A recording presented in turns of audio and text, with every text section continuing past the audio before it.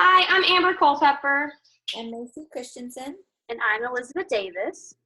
and we are doing our Unit 5 discussion. The ITSD standards are engage in professional growth and leadership. Teachers continuously improve their professional practice, model lifelong learning, and exhibit leadership in their school and professional community by promoting and demonstrating the effective use of digital tools and resources. Standards for coaches, professional development and program evaluation. Technology coaches conduct needs assessments, develop technology-related professional learning programs, and evaluate the impact on instructional practice and learning and student learning. And the last one, the content knowledge and professional growth, standards for coaches. And it's with technology coaches when they demonstrate professional knowledge, skills, and dispositions in content, pedagogical, and technological areas, as well as adult learning and leadership in areas continuously deepening their knowledge and expertise. So I guess I can start.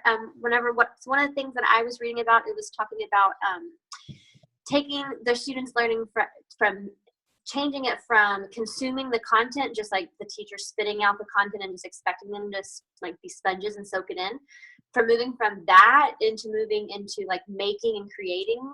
That's how they're going to like promote their learning and like incorporate real life experiences into the classroom, so that they can make that connection with the real world outside, so that they can make preparations for whenever they're in the future and how to problem solve. So I thought that was something that kids definitely need to be doing instead of just soaking in all that content all the time.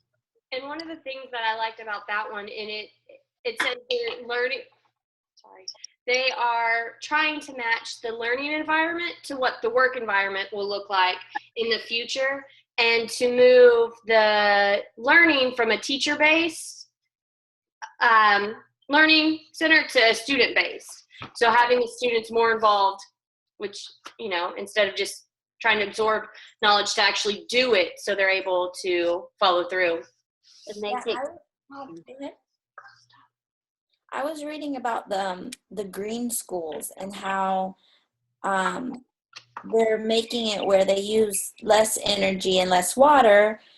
And so they also did a study at the National University of Malaysia, and it concluded that simply adding more daylight into the classroom will include the students' overall health. And also, students with classrooms with natural light, they advanced 20% more in math and 26% more in reading, which I thought was really interesting, because it just goes to show you that's something that can easily be done in the schools to improve grades. And I know one of the things that my school has started this year is a mandatory 2 recess a day for students. Wow. So instead of our traditional 15-minute recess, we're going out 2 times a day for at least 15 minutes. Go now, please. And just in seeing it on the days that it's raining or we miss it, holy cow, there is a huge difference in my 7 and 8-year-olds about their focus, their willingness to try and learn, and all of that. So I can see how that is a huge. In my statistics class last semester, I actually did a lot of research on the double recess, and it is a huge game changer. It kind of gives everybody needs breaks. Students need breaks. Teachers need breaks. It helps us release a little bit of tension and then go back to focusing on what they need to focus on. Yeah, and reboot. Another thing that I saw that I completely agree with, which I've completely changed my opinion on that since being in the classroom, is having homework no more than 5% of a student's grade. I don't even take a homework grade anymore. I ask my students to do it, but I reward them if they do. I don't punish those who don't. But when you look at the home life of kids, not every kid has a parent that comes home and says, okay, let's do our homework together, or are you getting your homework done? I have kids that told me, well, I don't even have a bed to sleep in. They don't have electricity.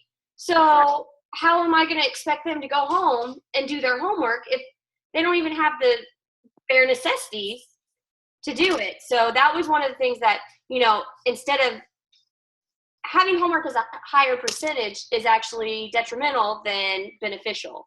It doesn't help our kids learn any. And I think a lot of the time, home life gets so busy.